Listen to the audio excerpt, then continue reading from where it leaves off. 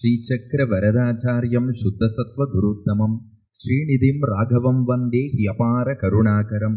अग्रे पादुकया दयाभ्यधिकया पार्श्वेऽपि भूमिभुवा वायोरात्मभुवा पदाम्बुजयुगीन् सङ्गृह्णता सादरं छत्रं चामरयोर्युगञ्च वहता भ्रातृत्रयेणावृतं சர்வத்ராபி நரைஷ்ச வானரகணைஹி ராமம் பஜே ஷியாமளம்.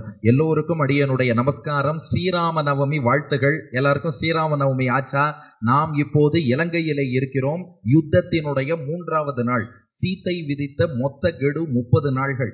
அதுல 10 நாள்களிலே இவர்கள் பயணித்து வானரசேனை இலங்கையை வந்து அடைந்து விட்டது. டே 11லேருந்து போர் தொடங்குகிறது. போரை மட்டும் தனியா டே 1 டே 2ன்னு பார்த்துட்டு இருக்கோம். அதுல முதல் 2 நாள் யுத்தம் பார்த்து நாம பூர்த்தி பண்ணிட்டோம். இப்போ 3ஆம் நாள் யுத்தம் நடைபெறுகிறது. மானசீகமாக இலங்கைக்கு செல்கிறோம். இங்கே பார்த்தால் வானரசேனையிலே அங்கதன் கம்பன் பிரஜங்கன் என்ற 2 அரக்கர்களை அழித்தான் 3ஆம் நாள் யுத்தத்துல. மைந்தன் யூபாக்ஷன் என்ற அரக்கனை அழித்தான். விவிதன் சோனிதாக்ஷன் என்ற அரக்கனை அழித்தான். சுக்ரீவன் கும்பனை அழித்தான். ஹனுமான் நிகும்பனை அழித்தார். கும்பன் நிகும்பன் 2 பேரும் கும்பகர்ணனுடைய மகன்கள். அதுல கும்பனை சுக்ரீவனும் நிகும்பனை ஹனுமானும் அழித்தார்கள். ராமபிரான் மகராக்ஷன் என்ற அரக்கனை அழித்தான். இது 3ஆம் நாள் யுத்தத்தின் சாரம். அடுத்து அப்படியே யுத்தம் தொடர்கிறது. 4ஆம் நாள் யுத்தம். 4ஆம் நாள் ராவணனுடைய மகன் இந்திரஜித் என்ன பண்ணிடுறான்? மறைந்திருந்தே வானரசேனையை தாக்குறான். இந்திரஜித் எங்க இருக்கான்னு கண்ணுக்கே தெரியாது. ஆனா அம்பு மட்டும் வந்து தாக்கும். அதனால ராமலக்ஷ்மணாள் என்ன பண்றா? அந்த அஸ்திரம் அம்பு எந்த திசையில் இருந்து வருகிறதோ அந்த திசை நோக்கி மட்டும் இவ பானம் போட்டுருக்கா. ஆனா இந்திரஜித் வேற திசைக்கு போறான். அங்கேருந்து அடிக்கிறான். ஒரு நாள் முழுக்க 4ஆம் நாள் முழுக்க யுத்தம். இந்திரஜித்தால இவ்வளவு அடிச்சும் ராமலக்ஷ்மணால அழிக்க முடியல. மறுபுறம் ராமலக்ஷ்மணாலாலையும் இந்திரஜித் எங்க இருக்கான்னு கண்டுபிடிக்க முடியல. இப்படி கண்ணாமூச்சி ஆட்டம் போல 4ஆம் நாள் யுத்தம் முழுக்க இந்திரஜித் மறைந்திருந்து போர் புரிந்து வந்தான். 5ஆம் நாள் தொடங்கியது. இந்திரஜித்தே வெறுத்து போயிட்டான். மறைஞ்சிருந்து அடிச்சா கூட இவாளை ஒன்றும் பண்ண முடியல. அப்ப ராமனையும் லக்ஷ்மணனையும் வானரசேனையும் அழிப்பதற்கு என்ன வழி? நிகும்பிலை என்ற இடத்திலே போய் ஒரு யாகம் செய்வதுன்னு முடிவெடுக்கிறான் இந்திரஜித். அந்த நிகும்பிலையில போய் அவன் மட்டும் அந்த யாகத்தை பண்ணிட்டான்னா அதுக்கப்புறம் இந்திரஜித்தை யாராலும் வெல்ல முடியாது, வீழ்த்த முடியாது. அப்பேற்பட்ட யாகம் அது. அந்த யாகத்தை பண்ணி முடிக்க வேண்டும் என்று முடிவெடுத்து விடுகிறான் இந்திரஜித். ஆனா அந்த யாகத்துக்கு வானரசேனையிலேருந்து எந்த தடையும் வரக்கூடாதே. ஆனால் அந்த யாகத்துக்கு வானரசேனையிடம் இருந்து எந்த தடையும் வராம இருக்கணும் இல்லையா? அதனால இந்திரஜித் என்ன பண்றான்? 5ஆம் நாள் காலை வானரால தசை திருப்பணுங்கிறதுக்காக ஒரு மாயா சீத்தையை உருவாக்கி ஹனுமான் முன்னாடி அந்த மாயா சீத்தையின் கழுத்தை அறுத்து கொன்னுடுறான். இதை பார்த்துட்டு ஹனுமான் உண்மையாகவே தாயாருக்கு ஏதோ ஆயிடுத்தோன்னு கதறி வருந்தி ராமன்ட்ட வந்து செய்தி சொல்ல, ராமனும் கலங்கிட்டான். ஒரு நிமிஷம் ஸ்டன் ஆகி உக்காந்துட்டான். இனி நான் யாருக்காக சண்டை போட போறேன்? அவன் இந்த மாதிரி கழுத்தை அறுத்து தள்ளிட்டான் அப்படின்னதுக்கு அப்புறம் நான் போய் போர் புரிந்து ராவணனை வீழ்த்தி என்ன பிரயோஜனம்னு எல்லாரும் ஸ்டன் ஆகி உக்காந்துட்டா. அப்பதான் விபீஷணன் ராமன்ட்ட சொல்றான், ராவணன் சீத்தை மீது எவ்வளவு காமம் கொண்டு இருக்கிறான்னு எனக்கு தெரியும். சத்தியமாக இந்த மாதிரி ராவணன் செய்வதற்கு அனுமதித்திருக்கவே மாட்டான். இது இந்திரஜித் செய்யக்கூடிய மாயம். உங்களை திசை திருப்பிட்டு ஐயோ சீதை போயிட்டாளேன்னு உங்களை இங்க கதற விட்டுட்டு அவன் நிகும்பிலைங்கிற இடத்துல போய் ஒரு யாகம் பண்ணி கொண்டிருக்கிறான். அந்த நிகும்பிலை யாகத்தை மட்டும் இந்திரஜித் பண்ணிட்டான்னா உலகத்தில் அப்புறம் யாராலும் இந்திரஜித்தை வெல்ல முடியாது. சீக்கிரமாக போய் தடுக்க வேண்டும்னு விபீஷணன் சொன்னான். உடனே ராமன் தம்பி லக்ஷ்மணன், விபீஷணன், வானரர்கள் எல்லோரையும் நிகும்பிலை என்ற இடத்துக்கு அனுப்புகிறான். 5ஆம் நாள் யுத்தம். லக்ஷ்மணன் நிகும்பிலையிலே போய் போர் புரிகிறான். அந்த யாகசாலை அடிச்சு துவம்சம் பண்றான். இந்திரஜித்தை தாக்குகிறான். போர் நடந்து கொண்டே இருக்கிறது. மாலை பொழுது இருட்ட போறது. அப்ப விபீஷணன் லக்ஷ்மணன் சொன்னான், எப்பா லக்ஷ்மணா, பொழுது இருட்டு எடுத்துன்னா இந்திரஜித்துக்கு வலிமை அதிகரிச்சிடும். இருட்டுவதற்குள் அவனை வதம் பண்ணுன்னா. இப்ப லக்ஷ்மணன் கையிலே வில்லம்பை எடுத்தான். பானம் போடுறான். பானம் போடுறதுக்கு முன்னாடி ஒரு ஸ்லோகம் சொன்னா, முக்கியமான ஸ்லோகம். 5ஆம் நாள் யுத்தத்துல 91வது சர்க்கம் 76வது ஸ்லோகம். தர்மாத்மா சத்யசந்தஷ்ச ராமோ தாசரதிர்யதி பௌருஷேச்ச அப்ரதித்வந்த்வஹா ஷரைனம் ஜகிராவணிம். அந்த அம்பை பார்த்து சொல்றான் லக்ஷ்மணன், ஏ அம்பே, ராமன் தர்மத்தின்படி வாழ்பவன் என்பது சத்தியமானால், ராமன் சத்தியத்தை கடைபிடிப்பவன் என்பது சத்தியமானால், வீரத்தில் ராமன் ஒப்பற்றவன் என்பது சத்தியமானால் நீ ராவணனோட பிள்ளை இந்திரஜித்தோட தலையை கொய்துவான்னு சொல்லி அனுப்பி வச்சான். அந்த அம்பு புறப்பட்டு போனது. அது என்ன பண்ணித்தான், இந்திரஜித்தோட தலை மட்டும் இல்ல, கழுத்தோட சேர்த்து அவனுடைய கிரீடம், காதில் அணிந்த குண்டலம், மொத்தமா எல்லாத்தையும் அடித்து தள்ளி சசிரஸ்திராணம் ஸ்ரீமத் ஜுவலித குண்டலம் பிரமத்திய இந்திரஜித காயாது பாத்தயாமாச பூதலே. அப்படியே உங்கள் மனக்கண்ணில் நினைத்து பாருங்கள், லக்ஷ்மணன் அந்த அம்பை வில்லிலே பூட்டி காது வரைக்கும் வில் நாணை இழுத்து, ராமன் சத்தியத்தை கடைபிடிப்பவன், தர்மத்தை கடைபிடிப்பவன், ராமனை போல் ஒரு வீரன் இல்லை என்பது சத்தியமான அப்படின்னா அது போய் இந்திரஜித்தோட கழுத்தை மொத்தமாக சீவி கீழே தள்ளிவிட்டது. இப்போ லக்ஷ்மணன் ராமன்ட்ட திரும்பி வந்தானா? எப்படி திரும்பி வந்தான்னு வால்மீகி வர்ணிக்கிறார். கேட்டா கண்ணீர் வரும். 92வது சர்க்கம் முதல் ஸ்லோகம். ருதிர கிளின்ன காத்ரஸ்து லக்ஷ்மண சுபலக்ஷணஹா. லக்ஷ்மணஹா சுபலக்ஷணஹா, ரொம்ப அழகா இருப்பான் லக்ஷ்மணன். ஆனா இப்ப ரத்தத்தில் நனைந்தவனாக இந்திரஜித் அவ்வளவு பானங்கள் போட்டிருக்கான் லக்ஷ்மணன் மீது.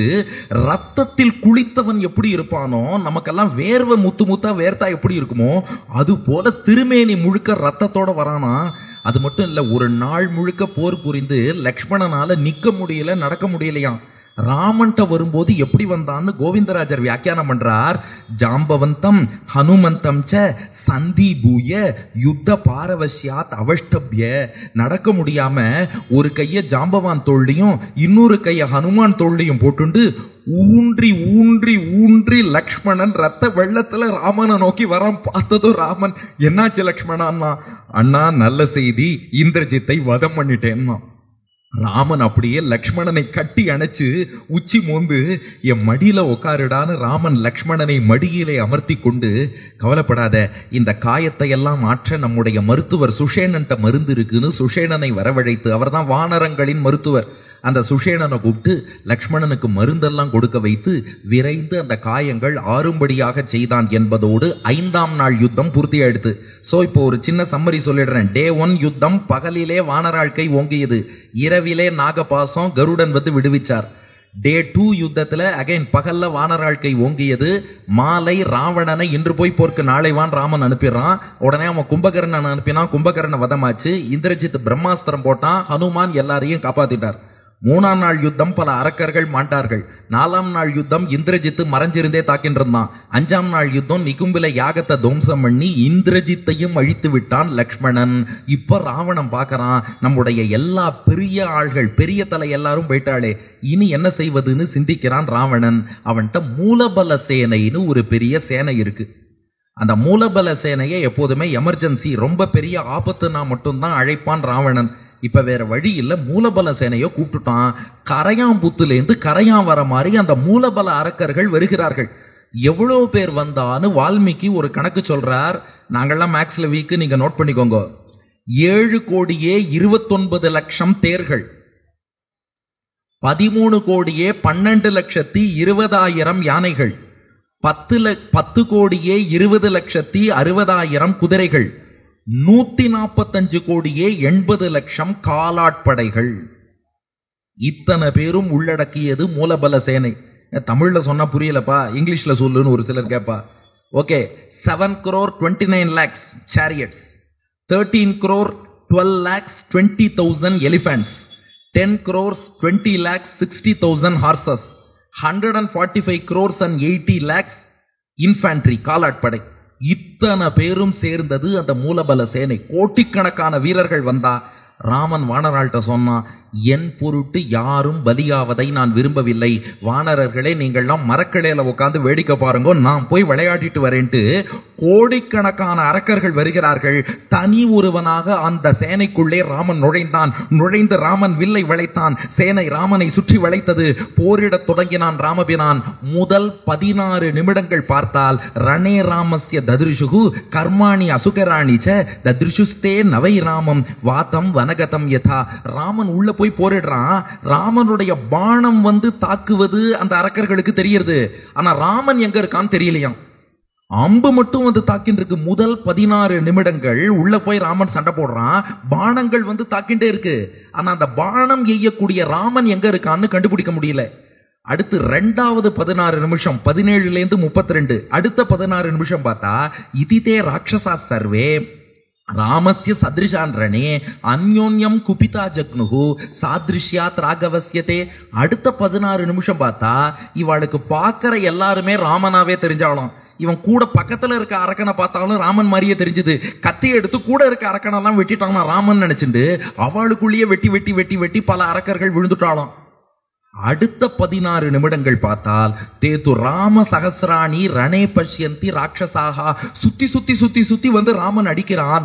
1000 ராமர்கள் ஒரே நேரத்தில் போர்க்களத்தில் தெரிந்தார்கள். எங்க பார்த்தாலும் ராமன். இப்படி 48 நிமிஷம் அந்த போர் நடந்தது. 48 நிமிஷம் பூர்த்தி ஆனப்புறம் பார்த்தா ராமன் ஒருவன் மட்டும் நின்று கொண்டிருந்தான். அத்தனை அரக்கர்களும் செத்து போய் கீழே கிடந்தாலும். இது என்ன வர்ணனை பாருங்க வால்மீகி. 48 நிமிஷம் சண்டை. அத முதல் 16 நிமிடங்கள்ல பார்த்தா ராமனை காணும், அம்பு மட்டும் வந்து தாக்குறது. 2வது 16 நிமிடங்கள் பாக்குறதெல்லாம் ராமனா தெரியறதுன்னு அடிக்கிறான். அடுத்த 16 நிமிடங்கள் ஆயிரக்கணக்கான ராமர்கள் தெரியறா. அப்படி சுத்தி சுத்தி வரான். 48வது நிமிடத்தில் பார்த்தால் ராமன் ஒருவன் மட்டும் நின்று கொண்டிருக்கிறான், வேறு யாரையுமே காணோம். இந்த மூலபல சேனையை இங்கே ராமன் அழித்து கொண்டு முடிச்சுட்டு வரான்.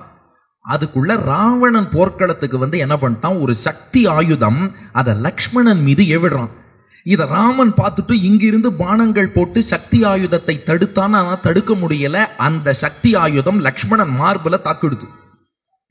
தாக்கப்பட்டு லக்ஷ்மணன் கீழே விழுந்துட்டான். தம்பி கீழே விழாத பார்க்கவும் ராமனுக்கு வந்ததே கோபம். ராவணனை பார்த்து சொன்னான், என் தம்பியை அடித்தாய், சக்தி ஆயுதத்தால மார்புல லக்ஷ்மணனை தாக்கிட்டியா? ராமன் சொன்னான், அத்ய ராமஸ்ய ராமத்துவம் பஷ்யந்து மம சயுகே. இந்த ராமனுக்குள் ஒரு ராமன் இருக்கிறான், இன்னைக்கு நான் காட்டுறேன்னா. அந்த ராமனுக்குள் ராமன்னா என்ன? ராமன்னா என்ன அர்த்தம்? ராமன்னா என்ன அர்த்தம்? மனத்துக்கு இனியான், பிளசன்ட் ஒன்னுன்னு அர்த்தம், பிளசன்டான ஆள்னு அர்த்தம். இந்த இடத்துல ராமன்கிறதுக்கு விபரீத லட்சணைன்னு பேரு. விபரீத லட்சணைனா எதிர்மறை அர்த்தம். இங்க ராமனுக்குள் ஒரு ராமன் இருக்கான்னா அன்பிளசன்ட் ஃபேஸ் ஒன்று எனக்கு இருக்கு பாப்பேன்னு அர்த்தம்.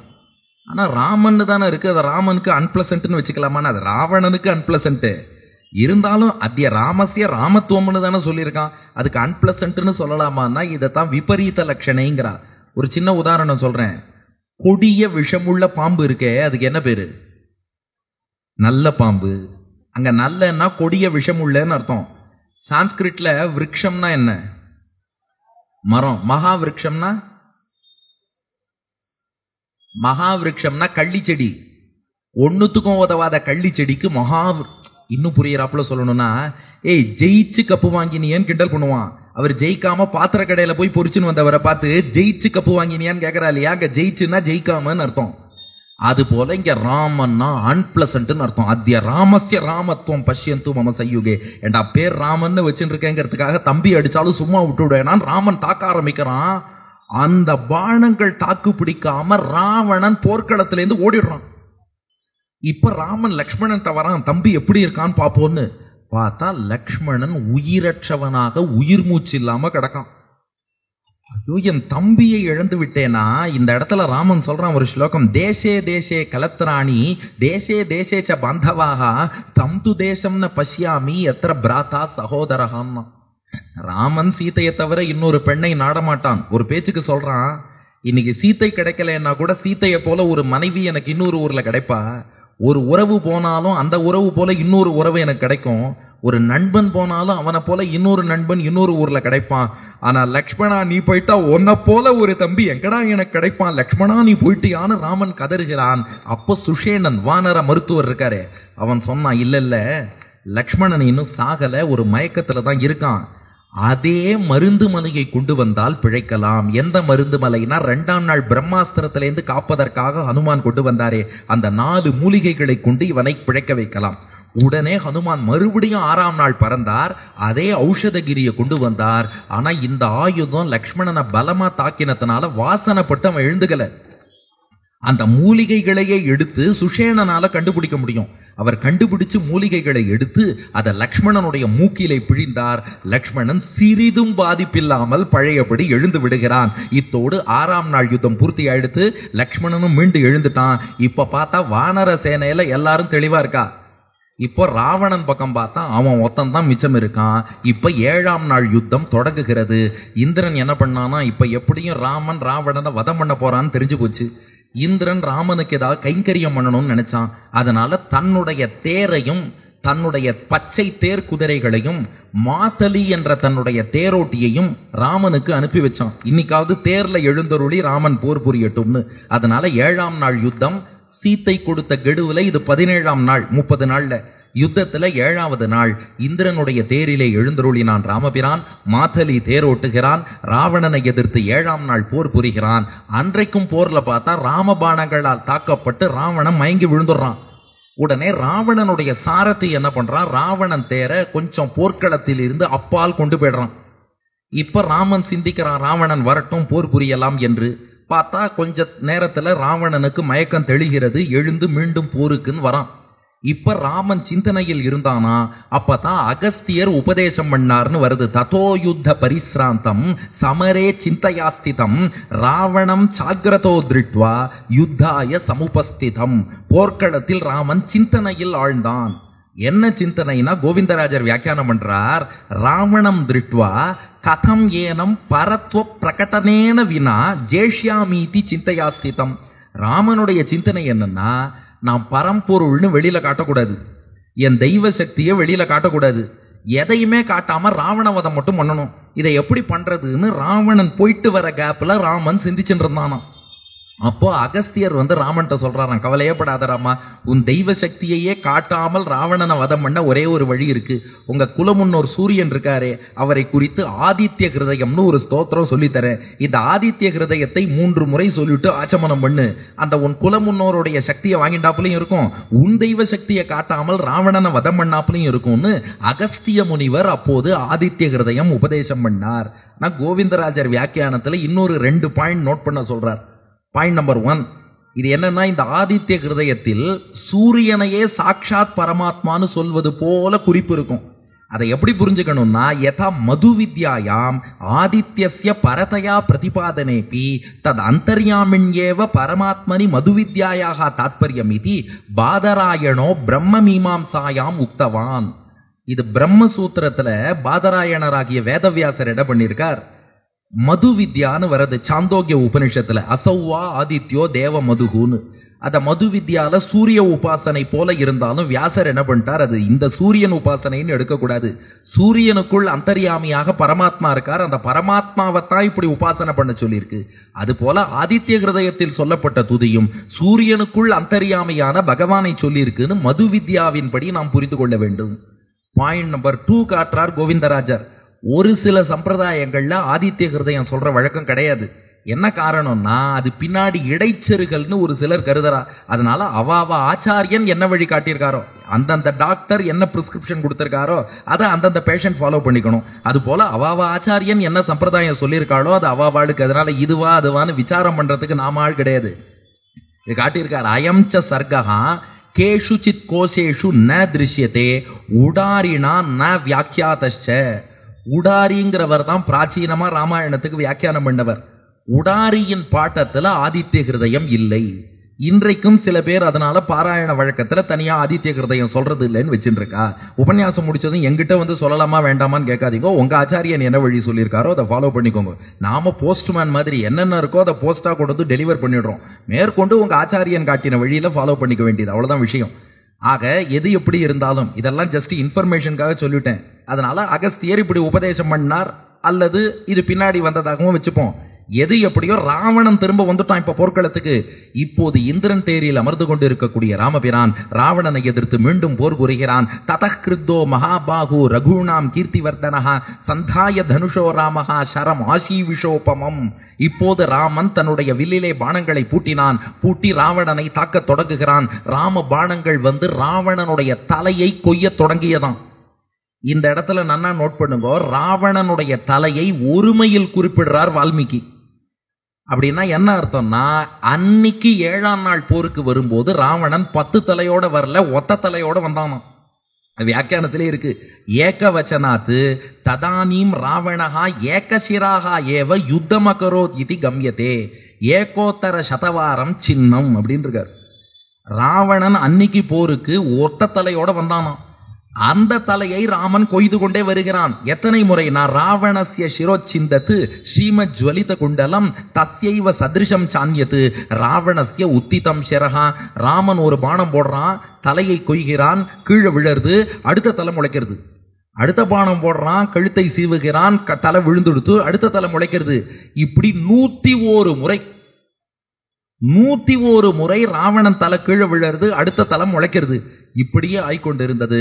ராமன் பார்த்தான், 7ஆம் நாள் யுத்தமே பூர்த்தியாக போறது. இப்ப 7ஆம் நாள் இரவு, அடுத்து 8ஆம் நாள் பொழுதே விடிய போறது. ராமன் பார்த்தான், இனியும் காலதாமதம் பண்ணக்கூடாது, இவனை அழிக்க வேண்டியதான்னு வனவாச காலத்துல அகஸ்தியர் ஒரு அஸ்திரம், பிரம்மாஸ்திரம் ராமன் கையில கொடுத்திருந்தார் இல்லையா, அந்த அஸ்திரத்தை கையில் எடுத்தான் ராமபிரான். அந்த அஸ்திரத்தின் இறகுகள்ல பார்த்தா வாயுதேவன் இருக்கிறார், அதன் நுனியில் சூரியனும் அக்னியும் இருக்கிறார்கள். தக தக தக தகன்னு அது ஜொலித்து கொண்டு இருக்கிறது. அந்த அஸ்திரத்தை பார்த்தாலே பெருமூச்சு எரிகிற சர்ப்பம் போல, பாம்பு போல இருக்கக்கூடிய அஸ்திரம். அந்த அஸ்திரத்தை எடுத்து தன்னுடைய வில்லிலே பூட்டினான் ராமபிரான். சராவணாய சங்கிருத்தஹ பிருஷமாயம்ய கார்முகம் சிக்ஷேப பரமாயத்தஹ தம்சரம் மர்மகாதினம் ச வஜ்ர இவ துர்தர்ஷஹ வஜ்ரிபாஹு விசர்ஜிதஹ கிருதாந்த இவச்சாவார்யஹ ஞபதத் ராவணோரசி. வலிமையிலே பார்த்தால் வஜ்ராயுதம் போன்றது அந்த பாணம், உயிரை பறிப்பதில் பார்த்தால் யமனை போன்றது அந்த பாணம். அந்த பாணத்தை நேரா ராவணனுடைய மார்பை நோக்கி செலுத்தினானா ராமபிரான். தலையை வெட்டினா மீண்டும் முளைக்கும். அதை ஏன் ராமன் அப்படி பண்ணான்னா, பிரம்மா ராவணனுக்கு வரம் கொடுத்திருந்தார். அந்த வரத்துக்கு ஒரு மரியாதைக்காக இப்படி பண்ணானா ராமன். அதாவது ராவணன் என்ன பண்ணிட்டான், பிரம்மாட்ட வரம் வாங்கியிருக்கான், என் தலையை வெட்ட வெட்ட முளைக்கணும்னு. இவர் ஸ்ட்ரெயிட்டா ஒரே அடி மார்பிள் அடிச்சு காலி பண்ணிட்டா. என்னமோ பிரம்மாட்ட வரம் வாங்கினா, ஒன்னும் ஒர்க் அவுட் ஆகலைன்னு பிரம்மாவோட பெருமை குறைஞ்சிடுமா. பெருமாள் பார்த்தார், நம்மளாலதான் அந்த பொசிஷன்ல பிரம்மா உட்காந்துருக்கார், அவருக்கு பெருமை ஏன் குறையணும். பாரா, ராமனே 101 தடவை அடிச்சாலும் தலை முளைச்சிருக்கு பாரு. சரி சரின்னு பிரம்மாவுக்கு ஒரு மரியாதை இருக்கும் இல்லையா, அதுக்காக 101 தடவை அடிச்சு பார்த்தார். இனி இதுக்கு மேல போனா நாம் அடுத்து 8 மணிக்குள்ள உபன்யாசத்தை முடிச்சுன்னு கிளம்பணும். அதனால ராமன் பார்த்தான், 8வது நாளே வரப்போறது, இனி தாமதிக்க வேண்டாம் என்று மார்பை நோக்கி இந்த பானத்தை ஏவினான். சவிஸ்ருட்டோ மகாவேகா ஷரீராந்த கரஷரஹா பிபேத ஹிருதயம் தஸ்ய ராவணஸ்ய துராத்மனஹா ருதிராக்தஸ்ஸ வேகேன ஜீவிதாந்த கரஷரஹா ராவணஸ்ய ஹரன் பிராணான் விவேஷ தரணீதலம் கிருதகர்மா நிபிருதவத்து ஸ்வதூணியும் புனராகமது. இப்போது இந்த பானம் புறப்பட்டது, நேரா போய் ராவணனுடைய மார்பை தாக்கியது. தாக்கியதோடு இல்ல, ராவணனுடைய இதயத்தையே பிளந்தது. இதயத்தை பிளந்ததோடு இல்லாமல் ராவணனுடைய ரத்தத்தில் நனைந்தது. ராவணனுடைய ரத்தத்தில் நனைந்து ராவணனுடைய பிராணனை பறித்தது. ராவணன் பிராணனை பறித்துவிட்டு அப்படியே பின்னே வெளியேறி பூமிக்குள் நுழைந்தது. பூமிக்குள் நுழைந்த பின் மீண்டும் புறப்பட்டு வந்து ராமனுடைய அம்பரா துணிக்குள்ளேயே அமர்ந்தது. ராவணன் மார்பில் நுழைந்தது, இதயத்தை பிளந்தது, ரத்தத்தில் நனைந்தது, உயிரை எடுத்தது, பின்னே வெளியே வந்தது, பூமிக்குள் நுழைந்தது, மீண்டும் புறப்பட்டது, ராமனுடைய அம்பரா துணியை வந்து சேர்ந்தது. சேர்ந்தவாறே இப்ப ராவணன் கீழ சாயரா. ராவணஸ்ய ஹரன் பிராணான் விவேஷ தரணி தலம் கிருதகர்மா நிபிருத்தவத்து ஸ்வதூணியும் புனராகமத்துன்னு அம்பு திரும்பி வந்துருத்து. ராவணனுடைய வில் கீழே விழுந்தது. வில் சாய்ந்த வேகத்தில் ராவணனும் கீழே சாய்ந்தான். ராவணன் சாய்ந்தான்கிற செய்தி கேள்விப்பட்டு ராவணனுடைய மனைவி மந்தோதரி ஓடி வரா. வந்து பார்க்கறா, கீழே விழுந்து கிடக்கிறான் ராவணன். அவன் மேல விழுந்து மந்தோதரி அழறா. எதிரில் பார்த்தா ராவணனை வீழ்த்திய ராமபிரான் தெரிகிறான். ஹனுமானுக்கு 4 கை சங்க சக்கரத்தோடு காட்சியளித்தான். தாரைக்கு 4 கை சங்கு சக்கரத்தோடு காட்சியளித்தான். இப்போ மந்தோதரிக்கும் 4 கை சங்கு சக்கரத்தோடு ராமபிரான் அப்படி காட்சி அளிக்கிறான். அதை சேவிச்சாளாம் மந்தோதரி. சேவிச்சுட்டு ராவணனை பார்த்து சொல்றா, அவனை பார்த்தா தெரியலையா பரமாத்மான்னு, தெரிந்துமா அவனோடு மோதினாய். மந்தோதரி இறந்து கிடக்கும் ராவணனை பார்த்து சொல்ற ஸ்லோகம், வியக்தமேஷ மகாயோகி பரமாத்மா சனாதனஹா தமசப் பரமோதாத்தா சங்க சக்கர கதாதரஹா ஸ்ரீவத்ஸ வக்ஷா நித்யஸ்ரீஹி அஜய சாஸ்வதோ துருவஹா. இந்த ஸ்லோகத்துக்கு கோவிந்தராஜர் அப்படி வியாக்கியானம் பண்றார். வியக்தம், ஐயோ நன்னா தெரியறதே, ஏஷ மகாயோகி. இங்க யோகினா என்ன அர்த்தம்னா, உலகத்தை காப்பதையே சிந்தித்து கொண்டிருப்பவன் அர்த்தமா. இந்த உலகத்தை எப்படி காப்பது, எப்படி காப்பது, ராவணனால் ரிஷிகள் தேவர்கள் நல்லோர்கள் துன்பப்படுறாளே எப்படி காப்பதுன்னு சிந்தித்து கொண்டு மகாயோகியான அவன் எப்படிப்பட்டவன், பரமாத்மா சனாதனஹா, அவன் சனாதனம் என்றால் மாறுதல் இல்லாதவன் அர்த்தம். எப்போதுமே மாறாமல், அழிவில்லாமல், நோ பிகினிங் நோ எண்ட். நம்ம சனாதன தர்மத்துக்கு சொல்றோம் இல்லையா, இதுக்கு தொடக்கமும் இல்லை முடிவும் இல்லை. அவன் சனாதனமான பரமாத்மா, எப்போதும் மாறாதவன். அநாதி மத்திய நிதனகா மகத பரமோ மகான். அவனுக்கு தொடக்கம் இல்லை, முடிவில்லை, நடு இல்லை. அவன் யாரெல்லாம் நீ உயர்ந்தவர் நினைக்கிறையோ, உயர்ந்தவர் எல்லாரை விடவும் உயர்ந்தவன். தமசப் பரமஹா. இந்த உலகியல் மண்டலம் இருக்கே, இந்த தமசுன்னு சொல்லக்கூடிய உலகியல் மண்டலத்துக்கு அப்பால் நித்திய விபூதி வைகுண்டத்தில் இருக்கக்கூடியவன். தாத்தா, இந்த உலகத்துக்கே உணவளிப்பவன், படியளப்பவன் அவன் தான். சங்க சக்கர கதாதரகா. ஐயோ, என் கண்ணுக்கு 4 கை சங்கு சக்கரம் கதையோடு காட்சி தருகிறானே. ஸ்ரீவத்ச வக்ஷாகா. அவன் திருமார்பல ஸ்ரீவத்சம்ங்கிற மரு இருக்கே, நித்திய ஸ்ரீஹி. அதுல தானே எப்போதும் ஸ்ரீங்கிற மகாலட்சுமி இருக்கா. அந்த மகாலட்சுமியை போய் அவன்கிட்ட பிரிக்கணும்னு பார்த்தாயே. அஜய்யகா.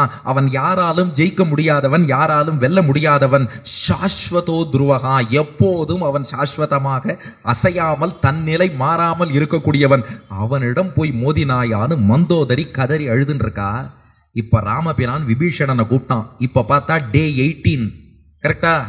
7 நாள் யுத்தம் முடிஞ்சு போச்சு. இப்ப ராவணன் 8ஆம் நாள் யுத்தத்தின் விடியற் காலை வேளை போயிருக்கான். அப்ப அதை கிட்டத்தட்ட நம்ம டே 18 கவுண்ட் பண்ணிடலாம். இப்ப ராமன் விபீஷணனை கூப்பிட்டான்.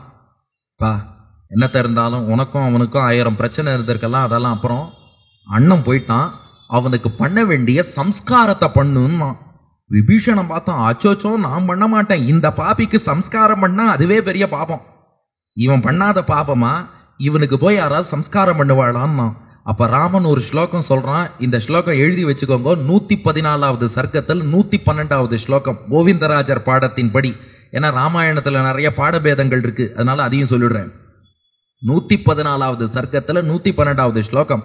மரணாந்தானி வைராணி நிவிருத்தம் நஃப் பிரயோஜனம் கிரியதாமஸ்ய சம்ஸ்காரஹா மமாபியேஷ யதாதவ. எவ்வளவு நீதிகள் ராமாயணத்துல பாருங்க. மரணாந்தானி வைராணி. ஒருத்தன் இறந்து போயிட்டான்னா அவன் செய்த தீமைகளும் அதோட இறந்து போச்சுன்னு அர்த்தம். மரணம் அடைந்தவன்கிட்ட போய் விரோதம் பாராட்டக்கூடாது. அவன் இருந்த வரைக்கும் உனக்கும் அவனுக்கும் 1000 பிரச்சனை இருக்கலாம். அவன் இறந்து போனதுக்கு அப்புறம் விரோதம் பாராட்டாதே. நிவிருத்தம் நஃப் பிரயோஜனம். நமக்கு ஆக வேண்டிய காரியம் ஆயிடுத்து. கிரியதாமஸ்ய சம்ஸ்காரகா. சம்ஸ்காரத்தை பண்ணிடு. மமாபியேஷ யதாதவ. உனக்கு எப்படி அவன் வேண்டாதவனோ எனக்கும் வேண்டாதவன் தான். அதுக்காக சம்ஸ்காரம் பண்ணாம இருக்காத அப்படிங்கிறது இதுக்கு சாமான்யமான அர்த்தம். ஆனால் இந்த ஸ்லோகத்துக்கு ஆழ்ந்த அர்த்தம் இருக்குன்னு கோவிந்தராஜர் காட்டுறார். மரணாந்தானி வைராணி. மரணத்தின் வரை தான் விரோதம்னா. தனக்குன்னு நான் சொன்னா ராமன் யாருக்கு சொல்றானா? ராவணனுக்கு சொல்றானா. ராவணன் என் மீது விரோதம் பாராட்டின்டே இருந்தான்டா. ராமன் சொல்றானா, நான் ராவணனுக்கு ஏதாவது நல்லது செய்யணும், ராவணனை திருத்தணும் நான் ரொம்ப நாளா ட்ரை பண்றேன்.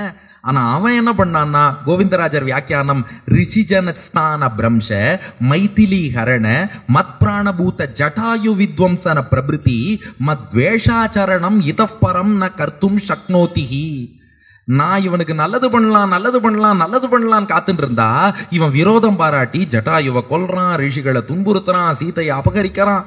அதனால தடுத்துட்டே இருந்தான்டா, நல்லதே பண்ண விடல. மரணாந்தானி வைராணி. மரணம் வரைக்கும் தானே அவனால தடுக்க முடியும். மரணம் அடையும் வரை தானே அவனால் விரோதம் பாராட்ட முடியும். நிவிருத்தம் ந பிரயோஜனம். இவனுக்கு நல்லது செய்ய எனக்கு இப்போ ஒரு வாய்ப்பு கிடைச்சிருக்கு. இதை ராவணனால் கூட தடுக்க முடியாது இல்லையா? இது அவன் இல்லை, நம்ம ஒத்தொத்தருக்கும் பொருந்தும். நம்ம எல்லாருக்கும் பகவான் நல்லது செய்யணும் காத்துட்டு இருக்கார். நம்ம அகங்கார மமகாரத்தால் நாம தான் அதை தடுத்து கொண்டு இருக்கிறோமே ஒழிய அவன் அனுகிரகம் பண்ணாம இல்ல. ராமன் சொல்றான், நிவிருத்தம் ந பிரயோஜனம். ஆஹா, எனக்கு நல்ல வாய்ப்புடா. இந்த ராவணனுக்கு இப்போதாவது ஒரு நன்மை. மயா அஸ்ய விஷயே கிஞ்சித் சுபம் கர்த்தவ்யம் இது மனசி கிருதம் தத் கரணஸ்ய இதானீம் அவசர சஞ்சாத்தகா. இப்ப எனக்கு வாய்ப்பு வந்துருத்து. அதனால விபீஷணா கிரியதாமஸ்ய சம்ஸ்காரஹா. என்ன சம்ஸ்காரம்னா, இவன் இந்த உடம்புல இருக்கும்போது ஒன்னும் செஞ்சதை ஏத்துக்கல. அந்த ஆத்மாவாவது நர்கதிக்கு போகட்டும். அதுக்கான சம்ஸ்காரம் அதப்பரம் யத் கர்த்தவ்யம் தற்காரியமேவ. அதனால விபீஷணா இவனுக்கு சம்ஸ்காரம் பண்ணு. இப்ப அர்த்தம் புரிஞ்சதா? மரணாந்தானி வைராடினா அவன் மரணம் அடையும் வரை தானே என்ன விரோதிச்சு தடுக்க முடியும். மரணம் அடைஞ்ச அப்புறம் தடுக்க முடியாது.